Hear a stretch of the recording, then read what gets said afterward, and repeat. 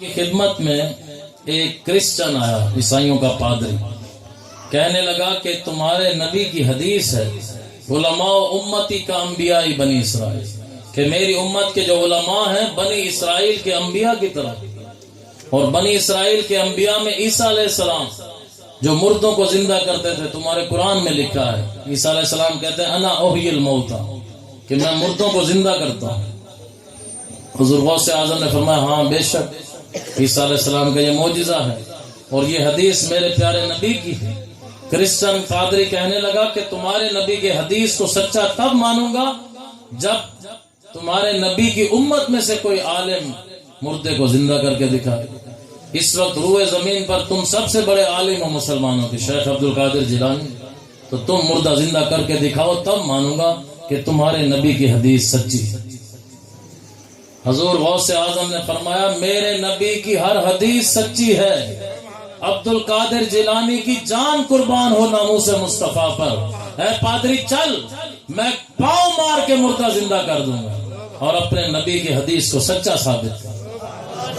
اس کو قبرستان میں لے گئے بازو سے پکڑ کر، بہت سے کرسچن بھی آ گئے، مسلمان بھی آ گئے، دوسرے مذہبوں والے بھی آ گئے، تماشا دیکھنے والے کئی آ گئے، کئی آپ کے عقیدت مند آ گئے کہ کرامت آج دیکھیں غوث پاک کی، ہمارے سامنے مردہ زندہ ہو۔ اور بہت پرانی قبر پہ وہ لے گیا جو ہزاروں سال پرانی تھی۔ حضور غوث اعظم کہنے لگا اس قبر کے مردے کو زندہ کریں پھر میں مانوں کہ تمہارے نبی کی حدیث سچی۔ آپ نے ٹھوکر ماری اور فرمایا قم باذن اللہ۔ قبر شک ہو گئی، مردہ اٹھ کر کھڑا ہو گیا، کہنے لگا السلام علیکم یا شیخ عبد القادر جیلانی۔ پھر کہنے لگا کیا قیامت قائم ہو گئی؟ فرمایا نہیں، نبی پاک کی ایک حدیث کی صداقت ثابت کرنی تھی، اس لیے تمہیں تکلیف دی ہے۔ بتاؤ تم کس نبی کے امتی؟ اس نے کہا میں حضرت دانیال علیہ السلام کا امتی ہوں، ان پر میں ایمان لایا تھا، اور ہمیں بھی حضرت دانیال علیہ السلام نے یہی کہا تھا کہ جو اللہ کے آخری نبی آئیں گے تو ہم سب ان کے امتی ہیں، ان کا کلمہ پڑھتے ہیں، جتنے نبی ہیں وہ بھی ان کا کلمہ پڑھتے ہیں۔ اگر تم بھی چاہتے ہو اے عیسائی پادری، عیسیٰ علیہ السلام جس نبی کا کلمہ پڑھتے ہیں اس محمد مصطفیٰ کا کلمہ پڑھو، کیونکہ اگلی دنیا میں ہر طرف حضور کی شان ہی شان ہے۔ جو حضور کا غلام ہے اس کے لیے جنت حلال ہے، جو حضور کا دشمن ہے وہ جہنمی ہے۔ سو نیکی کی دعوت دی، مردے کی زبان سے نیکی کی دعوت سن کر ہزاروں لوگ مسلمان ہو۔ حضور غوث اعظم کی یہ کرامت دیکھ کر ہزاروں لوگ مسلمان ہو گئے۔ وہ عیسائی پادری جو عیسائیوں کا عالم تھا وہ بھی مسلمان ہو گیا۔ تو ایسی شان اللہ نے حضور غوث اعظم کو دی۔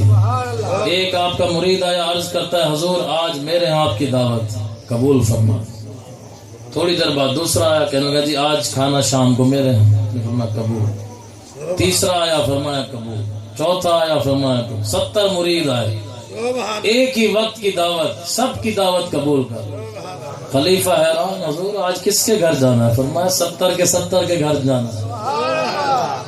اب جب عشاء میں سب ملے، مغرب کے بعد آپ گئے سب کے گھر، تو ایک ہی وقت 70 مریدوں کے ہاں آپ تشریف لے۔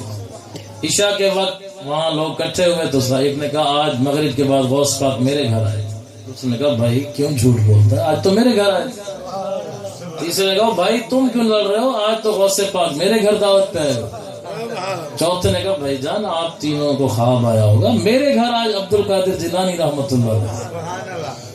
کہتے لگے چلو حضور غوث اعظم کے خادم سے پوچھتے ہیں۔ ان کے پاس گئے، پوچھا آج غوث پاک کہاں گئے تھے؟ کہتے آج تو کہیں نہیں گئے، مغرب کے بعد گھر پہ کھانا کھایا۔ اتنے میں غوث پاک چاند سا چہرہ چمکاتے ہیں۔ کیوں پریشان ہو، آج میں سب کے گھر گیا تھا۔ اللہ نے اپنے ولیوں کو طاقت دی ہے، ایک وقت میں لاکھوں مقامات پہ جانا چاہیں جا سکتے۔ تو جب غوث پاک کی یہ شان ہے، آپ کے نانا جان کی کیا شان ہے، امام حسن کی شان کیا ہے، امام حسین کی شان کیا ہوگی کہ جن کا سر اقدس کٹ چکا ہے، نیزے پہ لگا ہے، پھر بھی تلاوت قرآن فرما۔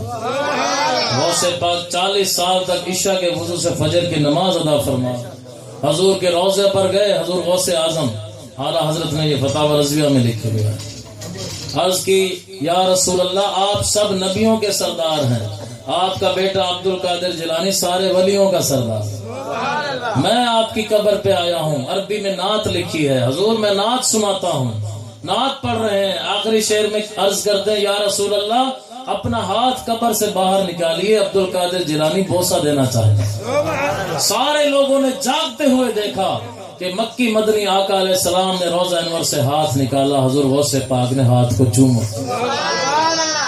یہ غوث پاک کی شان. اللہ کریم ہمیں اولیاء کی محبت نصیب فرمائے. وآخر دعوانا الحمدللہ.